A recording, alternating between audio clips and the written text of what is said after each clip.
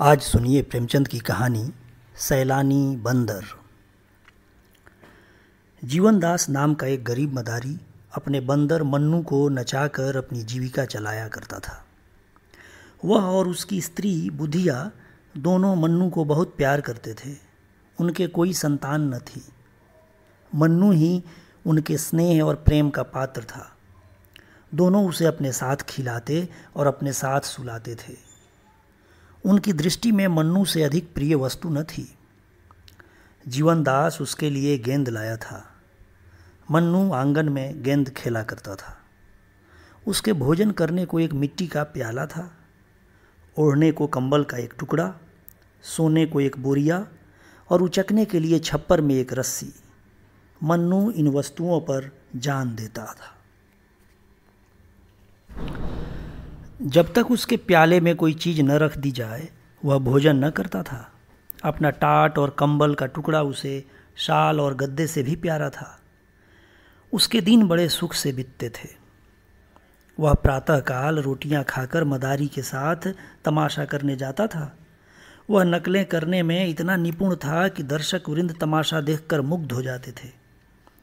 लकड़ी हाथ में लेकर वृद्धों की भांति चलता, आसन मारकर पूजा करता, तिलक मुद्रा लगाता, फिर पोथी बगल में दबाकर पाठ करने चलता। ढोल बजाकर गाने की नकल इतनी मनोहर थी कि दर्शक लोटपोट हो जाते थे। तमाशा खत्म हो जाने पर वह सबको सलाम करता था। लोगों के पैर पकड़कर पैसे वसूल करता था। मन्नू का कटोरा पैसों से भर जाता था।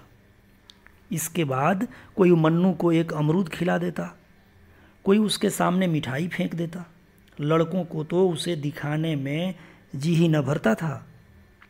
वे अपने अपने घर से दौड़ दौड़ कर रोटियां लाते और उसे खिलाते थे। मोहल्ले के लोगों के लिए भी मन्नू मनोरंजन की एक सामग्री थी। जब वह घर पर रहता तो एक न एक आदमी आकर उससे खेलता रहता। खोंचे वाले फेरी करते हुए उसे कुछ न कुछ दे देते थे। जो बिना दिए निकल जाने की चेष्टा करता उससे भी मन्नू पैर पकड़कर वसूल कर लिया करता था। मन्नू को अगर चीड़ थी तो कुत्तों से। उसके मारे उधर से कोई कुत्ता न निकलने पाता, और कोई आ जाता तो मन्नू उसे अवश्य ही दो चार कनेठियाँ या झप्पड़ लगा देता। उसके सर्वप्रिय होने का यह एक और कारण था। दिन को कभी कभी बुधिया धूप में लेट जाती तो मन्नू उसके सिर की जुएं निकालता और वह उसे गाना सुनाती। वह जहाँ कहीं जाती थी वहीं मन्नू उसके पीछे पीछे जाता था। माता और पुत्र में भी इससे अधिक प्रेम न हो सकता था। एक दिन मन्नू के जी में आया कि चलकर कहीं फल खाना चाहिए। फल खाने को मिलते तो थे, पर वृक्षों पर चढ़कर डालियों पर उचकने, कुछ खाने, कुछ गिराने में कुछ और ही मजा था। बंदर विनोदशील होते ही हैं, और मन्नू में इसकी मात्रा कुछ अधिक थी भी। कभी पकड़ धकड़ और मारपीट की नौबत न आई। पेड़ों पर चढ़कर फल खाना उसके लिए स्वाभाविक जान पड़ता था। यह न जानता था कि वहाँ प्राकृतिक वस्तुओं पर भी किसी न किसी की छाप लगी हुई है। जल, वायु, प्रकाश पर भी लोगों ने अधिकार जमा रखा है। फिर बाग बगीचों का तो कहना ही क्या। दोपहर को जब जीवनदास तमाशा देखकर लौटा तो मन्नू लंबा हुआ। वह यूं भी मोहल्ले में चला जाया करता था, इसलिए किसी को संदेह न हुआ कि वह कहीं चला गया। उधर वह घूमता घामता खपरेलों पर उछलता कूदता एक बगीचे में जा पहुंचा। देखा तो फलों से पेड़ लदे हुए हैं। आंवला, कटहल, लीची, आम, पपीते वगैरह लटकते देखकर उसका चित्त प्रसन्न हो गया। मानो वे वृक्ष उसे अपनी ओर बुला रहे थे कि खाओ जहाँ तक खाया जा सके, यहाँ किसी की रोक टोक नहीं है। तुरंत एक छलांग मारकर चहारदीवारी पर चढ़ गया। दूसरी छलांग में पेड़ों पर जा पहुंचा। कुछ आम खाए, कुछ लीचियाँ खाईं। खुश होकर गुठलियाँ इधर उधर फेंकना शुरू किया। फिर सबसे ऊंची डाल पर जा पहुंचा और डालियों को हिलाने लगा। पक्के आम जमीन पर बिछ गए। खड़खड़ाहट हुई तो माली दोपहर की नींद से चौंका और मन्नू को देखते ही उसे पत्थरों से मारने लगा। पर या तो पत्थर उसके पास तक पहुंचते ही न थे या वह सिर और शरीर हिलाकर पत्थरों को बचा जाता था। बीच बीच में बागवान को दांत निकालकर डराता भी था, कभी मुंह बनाकर उसे काटने की धमकी भी देता था। माली बंदर घुड़कियों से डरकर भागता था और फिर पत्थर लेकर आ जाता। यह कौतुक देखकर मोहल्ले के बालक जमा हो गए और शोर मचाने लगे। वो बंदरवा लोए लाए, बाल उखाड़ू टोए टाए। वो बंदर तेरा मुंह लाल, पिचके पिचके तेरे गाल। मर गई नानी बंदर की, टूटी टांग मुछंदर की। मन्नू को इस शोरगुल में बड़ा आनंद आ रहा था। वह आधे फल खा खा कर नीचे गिराता था और लड़के लपक लपक कर चुन लेते और तालियां बजा बजा कर कहते थे, बंदर मामू और कहाँ तुम्हारा ठौर। माली ने जब देखा कि यह विप्लव शांत होने में नहीं आता तो जाकर अपने स्वामी को खबर दी। वह हजरत पुलिस विभाग के कर्मचारी थे। सुनते ही जामे से बाहर हो गए। बंदर की इतनी मजाल कि मेरे बगीचे में आकर उधम मचावे। बंगले का किराया मैं देता हूँ, कुछ बंदर नहीं देता। यहाँ कितने ही असहयोगियों को लदवा दिया, अखबार वाले मेरे नाम से कांपते हैं। बंदर की क्या हस्ती है। तुरंत बंदूक उठाई और बगीचे में आ पहुँचे। देखा मन्नू एक पेड़ को जोर जोर से हिला रहा था। लाल हो गए और उसी तरफ बंदूक तानी। बंदूक देखते ही मन्नू के होश उड़ गए। उस पर आज तक किसी ने बंदूक नहीं तानी थी, पर उसने बंदूक की आवाज़ सुनी थी, चिड़ियों को मारे जाते देखा था और न देखा होता तो भी बंदूक से उसे स्वाभाविक भय होता। पशु बुद्धि अपने शत्रुओं से स्वतः सशंक हो जाती हैं। मन्नू के पांव मानो सुन्न हो गए। वह उछलकर किसी दूसरे पेड़ पर भी न जा सका। उसी डाल पर दुबक कर बैठ गया। साहब को उसकी यह कला पसंद आई, दया आ गई। माली को भेजा, जाकर बंदर को पकड़ ला। माली दिल में तो डरा पर साहब के गुस्से को जानता था। चुपके से वृक्ष पर चढ़ गया और हजरत बंदर को एक रस्सी में बांध लाया। मन्नू साहब को बरामदे में एक खंभे में बांध दिया गया। उसकी स्वच्छंदता का अंत हो गया। संध्या तक वहीं पड़ा हुआ करुण स्वर में कूं कूं करता रहा। सांझ हो गई तो एक नौकर उसके सामने एक मुट्ठी चन्ने डाल गया। अब मन्नू को अपनी स्थिति के परिवर्तन का ज्ञान हुआ। न कंबल न टाट, जमीन पर पड़ा बिसुर रहा था। चने उसने छुए भी नहीं। पछता रहा था कि कहाँ से कहाँ फल खाने निकला। मदारी का प्रेम याद आया। बेचारा मुझे खोजता फिरता होगा। मदारिन प्याले में रोटी और दूध लिए मुझे मन्नू मन्नू पुकार रही होगी। हाँ विपत्ति, तूने मुझे कहाँ आकर छोड़ा। रात भर वह जागता और बार बार खंभे के चक्कर लगाता रहा। साहब का कुत्ता टामी बार बार डराता और भूंकता था। मन्नू को उस पर ऐसा क्रोध आता था कि पाऊँ तो मारे चपटों के चौंधिया दूं, पर कुत्ता निकट न आता, दूर से ही गरज कर रह जाता था। रात गुजारी तो साहब ने आकर मन्नू को 2-3 ठोकरें जमाई। सुअर, रात भर चिल्ला चिल्ला कर नींद हराम कर दी, आंख तक न लगी। बच्चा, आज भी तुमने गुल मचाया तो गोली मार दूंगा। यह कहकर वह तो चले गए। अब नटखट लड़कों की बारी आई। कुछ घर के और कुछ बाहर के लड़के जमा हो गए। कोई मन्नू को मुंह चिढ़ाता, कोई उस पर पत्थर फेंकता और कोई उसको मिठाई दिखाकर ललचाता था। कोई उसका रक्षक न था, किसी को उस पर दया न आती थी। आत्मरक्षा की जितनी क्रियाएं उसे मालूम थी सब करके हार गया। प्रणाम किया, पूजा पाठ किया, लेकिन इसका उपहार यही मिला कि लड़कों ने उसे और भी दिक् करना शुरू किया। आज किसी ने उसके सामने चने भी न डाले और यदि डाले भी तो वह खा न सकता। शोक ने भोजन की इच्छा न रखी थी। संध्या समय मदारी पता लगाता हुआ साहब के घर पहुंचा। मनु उसे देखते ही ऐसा अधीर हुआ मानो जंजीर तोड़ डालेगा, खंभे को गिरा देगा। मदारी ने जाकर मन्नू को गले से लगा लिया और साहब से बोला, हुजूर, भूल चूक तो आदमी से भी हो जाती है, यह तो पशु है। मुझे चाहे जो सजा दीजिए पर इसे छोड़ दीजिए। सरकार, यही मेरी रोटियों का सहारा है। इसके बिना हम दो प्राणु भूखे मर जाएंगे। इसे हमने लड़के की तरह पाला है। जब से यह भागा है मदारिन ने दाना पानी छोड़ दिया है। इतनी दया कीजिए सरकार, आपका अकबाल सदा रोशन रहे। इससे भी बड़ा ओहदा मिले, कलम चाक हो, मुद्दई बेबाक हो। आप हैं सपूत, सदा रहें मजबूत, आपके बैरी को दाबे भूत। मगर साहब ने दया का पाठ न पढ़ा था। घुड़क कर बोले, चुप रह पाजी, टें टें करके दिमाग चाट गया।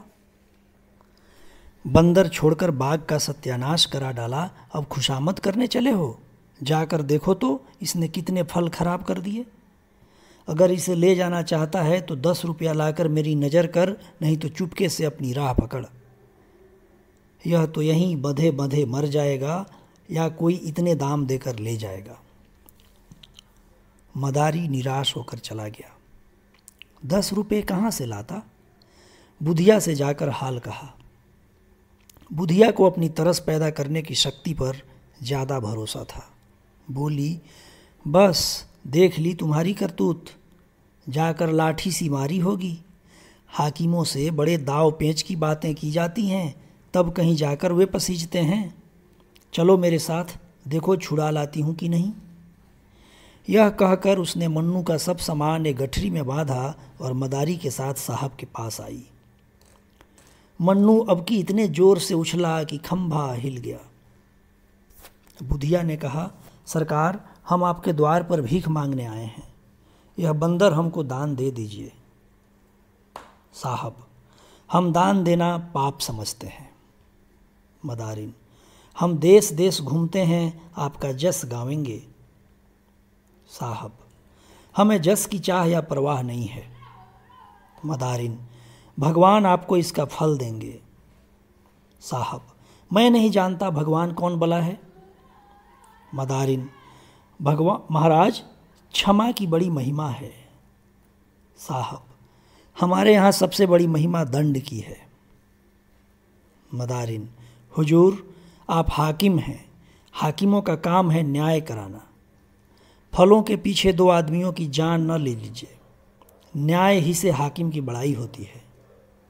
साहब, हमारी बड़ाई क्षमा और न्याय में से नहीं है, और न न्याय करना हमारा काम है, हमारा काम है मौज करना। बुधिया की एक भी युक्ति इस अहंकार मूर्ति के सामने न चली। अंत को निराश होकर वह बोली, हुजूर, इतना हुक्म तो दे दें कि ये चीज़ें बंदर के पास रख दूं, इन पर यह जान देता है। साहब, मेरे यहाँ कूड़ा करकट रखने की जगह नहीं है। आखिर में बुधिया हताश होकर चली गई। टामी ने देखा मन्नू कुछ बोलता नहीं तो शेर हो गया। भूंकता भूंकता मन्नू के पास चला आया। मन्नू ने लपक कर उसके दोनों कान पकड़ लिए और इतने तमाचे लगाए कि उसे छठी का दूध याद आ गया। उसकी चिल्लाहट सुनकर साहब कमरे से बाहर निकल आए और मन्नू को कई ठोकरें लगाई।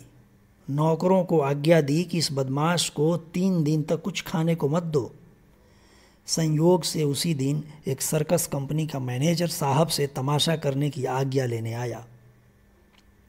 उसने मन्नू को बंधे रोनी सूरत बनाए बैठे देखा तो पास आकर उसे पुचकारा। मन्नू उछलकर उसकी टांगों से लिपट गया और उसे सलाम करने लगा। मैनेजर समझ गया कि यह पालतू जानवर है, उसे अपने तमाशे के लिए बंदर की ज़रूरत थी। साहब से बातचीत की, उसका उचित मूल्य दिया और अपने साथ ले गया। किंतु मन्नू को शीघ्र ही विदित हो गया कि यहाँ मैं और भी बुरा फंसा। मैनेजर ने उसे बंदरों के रखवाले को सौंप दिया। रखवाला निष्ठुर और क्रूर प्रकृति का प्राणी था। उसके अधीन और भी कई बंदर थे। सभी उसके हाथों कष्ट भोग रहे थे। वह उनके भोजन की सामग्री खुद खा जाता था। अन्य बंदरों ने मन्नू का सहर्ष स्वागत नहीं किया। उसके आने से उनमें बड़ा कोलाहल मचा। अगर रखवाले ने उसे अलग न कर दिया होता तो वे सब उसे नोच कर खा जाते। मन्नू को अब नई विद्या सीखनी पड़ी। पैर गाड़ी पर चढ़ना, दौड़ते घोड़े की पीठ पर 2 टांगों से खड़े हो जाना, पतली रस्सी पर चलना इत्यादि बड़ी ही कष्टप्रद साधनाएं थीं। मन्नू को ये सब कौशल सीखने में बहुत मार खानी पड़ती। जरा भी चूकता तो पीठ पर डंडा पड़ जाता। उससे अधिक कष्ट की बात यह थी कि उसे दिन भर एक कटघरे में बंद रखा जाता था जिसमें कोई उसे देख न ले। मदारी यहाँ तमाशा ही दिखाना पड़ता था। किंतु उस तमाशे और इस तमाशे में बड़ा अंतर था। कहाँ वे मदारी की मीठी मीठी बातें, उसका दुलार और प्यार, और कहाँ यह कारावास और डंडों की मार। ये काम सीखने में उसे इसलिए और भी देर लगती थी कि वह अभी तक जीवनदास के पास भाग जाने के विचार को भूला न था। नित्य इसकी ताक में रहता कि मौका पाऊं और निकल जाऊं, लेकिन वहाँ जानवरों पर बड़ी कड़ी निगाह रखी जाती थी। बाहर की हवा तक न मिलती थी। भागने की तो बात ही क्या। काम लेने वाले सब थे मगर भोजन की खबर लेने वाला कोई भी न था। साहब की कैद से तो मन्नू जल्द ही छूट गया था, लेकिन इस कैद में 3 महीने बीत गए। शरीर घुल गया, नित्य चिंता घेरे रहती थी, पर भागने का कोई ठौर ठिकाना न था। जी चाहे या न चाहे उसे काम अवश्य करना पड़ता था। स्वामी को पैसों से काम था, वह जिए चाहे मरे। संयोगवश एक दिन सर्कस के पंडाल में आग लग गई। सर्कस के नौकर चाकर सब जुआरी थे। दिन भर जुआ खेलते, शराब पीते और लड़ाई झगड़ा करते थे। इन्हीं झंझटों में एकाएक गैस की नली फट गई। हाहाकार मच गया। दर्शक वृंद जान लेकर भागे। कंपनी के कर्मचारी अपनी चीज़ें निकालने लगे। पशुओं की खबर किसी को न रही। सर्कस में बड़े बड़े भयंकर जीव जंतु तमाशा करते थे। 2 शेर, 1 चीते, 1 हाथी, 1 रीछ था। कुत्तों, घोड़ों तथा बंदरों की संख्या तो इससे कहीं अधिक थी। कंपनी धन कमाने के लिए अपने नौकरों की जान को कोई चीज़ नहीं समझती थी। ये सब के सब जीव इस समय तमाशे के लिए खोले गए थे। आग लगते ही वे चिल्ला चिल्ला कर भागे। मन्नू भी भाग खड़ा हुआ। पीछे फिर कर भी न देखा कि पंडाल जला या बचा। मन्नू कूदता फांदता सीधे घर पहुंचा जहां जीवनदास रहता था, लेकिन द्वार बंद था। खपरैल पर चढ़कर वह घर में घुस गया, मगर किसी आदमी का चिन्ह न मिला। वह स्थान जहां वह सोता था और जिसे बुधिया गोबर से लिपकर साफ रखा करती थी, अब घास पत्ते से ढका हुआ था। वह लकड़ी जिस पर चढ़कर कूदा करता था, दीमकों ने खा ली थी। मोहल्ले वाले उसे देखते ही पहचान गए। शोर मच गया, मन्नू आया, मन्नू आया। मन्नू उस दिन से रोज संध्या के समय उसी घर में आ जाता और अपने पुराने स्थान पर लेट जाता। वह दिन भर मोहल्ले में घुमा करता, कोई कुछ दे देता तो खा लेता, मगर किसी की कोई चीज़ नहीं छूता था। उसे अब भी आशा थी कि मेरा स्वामी यहाँ मुझसे अवश्य मिलेगा। रातों को उसके कराहने की करुण ध्वनि सुनाई देती थी। उसकी दीनता पर देखने वालों की आंखों से आंसू निकल पड़ते थे। इस प्रकार कई महीने बीत गए। एक दिन मन्नू गली में बैठा हुआ था। इतने में लड़कों का शोर सुनाई दिया। उसने देखा एक बुढ़िया नंगे बदन, एक चिथड़ा कमर में लपेटे, सिर के बाल छिटकाए भूतनियों की तरह चली आ रही है, और कई लड़के उसके पीछे पत्थर फेंकते पगली नानी की हाँक लगाते, तालियां बजाते चले जा रहे हैं। वह रह रह कर रुक जाती है और लड़कों से कहती है, मैं पगली नानी नहीं हूँ, मुझे पगली क्यों कहते हो?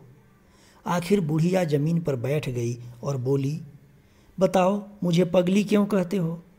उसे लड़कों पर लेश मात्र भी क्रोध न आता था। वह न रोती थी न हंसती। पत्थर लग भी जाता तो चुप हो जाती थी।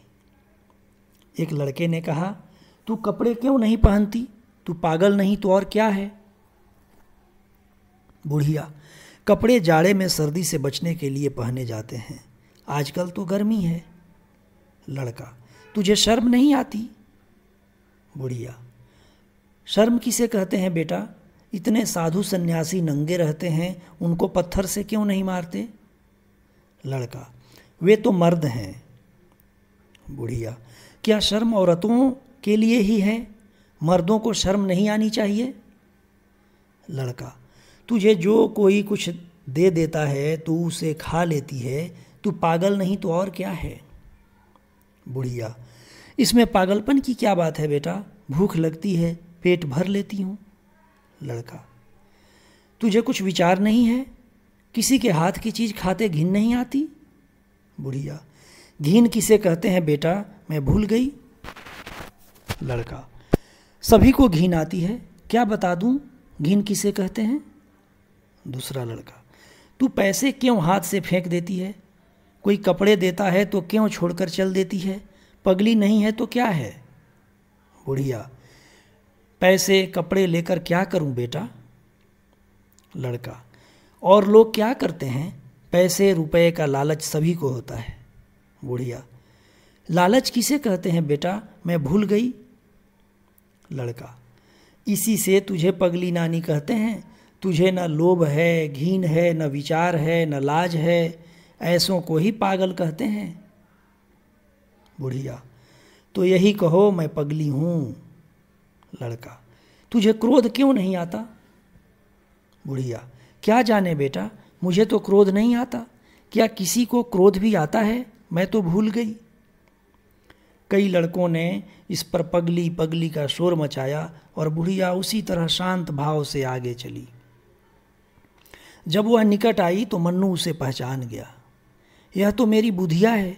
वह दौड़कर उसके पैरों से लिपट गया। बुढ़िया ने चौंक कर मन्नू को देखा, पहचान गई। उसने उसे छाती से लगा लिया। मन्नू को गोद में लेते ही बुधिया को अनुभव हुआ कि मैं नग्न हूँ। मारे शर्म के वह खड़ी न रह सकी। बैठकर एक लड़के से बोली, बेटा मुझे कुछ पहनने को दोगे? लड़का, तुझे तो लाज ही नहीं आती ना? बुढ़िया, नहीं बेटा, अब तो आ रही है, मुझे न जाने क्या हो गया था। लड़कों ने फिर पगली पगली का शोर मचाया तो उसने पत्थर फेंककर लड़कों को मारना शुरू किया। उनके पीछे दौड़ी। एक लड़के ने पूछा, अभी तो तुझे क्रोध नहीं आता था, अब क्यों आ रहा है? बुढ़िया, क्या जाने क्यों अब क्रोध आ रहा है। फिर किसी ने पगली कहा तो बंदर से कटवा दूंगी। एक लड़का दौड़कर एक फटा हुआ कपड़ा ले आया। बुधिया ने वह कपड़ा पहन लिया, बाल समेट लिए। उसके मुख पर जो एक अमानुष आभा थी, उसकी जगह चिंता का पीलापन दिखाई देने लगा। वह रो रो कर मन्नू से कहने लगी, बेटा तुम कहाँ चले गए थे? इतने दिन हो गए हमारी सुध न ली। तुम्हारी मदारी तुम्हारे ही वियोग में परलोक सिधार गए। मैं भिक्षा मांग कर अपना पेट पालने लगी। घर द्वार तहस नहस हो गया। तुम थे तो खाने की, पहनने की, गहने की, घर की इच्छा थी। तुम्हारे जाते सारी इच्छाएं लुप्त हो गईं। अकेली भूख तो सताती थी, पर संसार में और किसी की चिंता न थी। तुम्हारा मदारी मरा, पर आंखों में आंसू न आए। वह खाट पर पड़ा कराहता था और मेरा कलेजा ऐसा पत्थर का हो गया था कि उसकी दवा दारू की कौन कहे, उसके पास खड़ी तक न होती थी। सोचती थी यह मेरा कौन है। अब आज वे सब बातें, अपनी वह दशा याद आती है तो यही कहना पड़ता है कि मैं सचमुच पगली हो गई थी और लड़कों का मुझे पगली नानी कहकर चिढ़ाना ठीक ही था। यह कहकर बुधिया मन्नू को लिए हुए शहर के बाहर एक बाग में गई, जहाँ वह एक पेड़ के नीचे रहती थी। वहाँ थोड़ी सी पुआल थी। उसके सिवा मनुष्य के बसेरे का और कोई चिन्ह न था।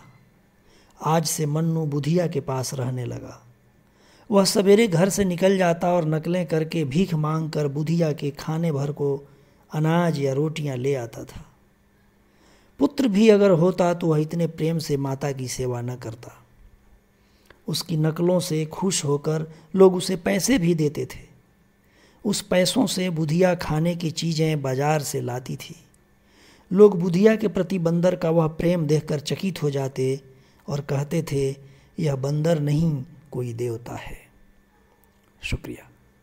कहानी पाठ राजीव रंजन गिरी।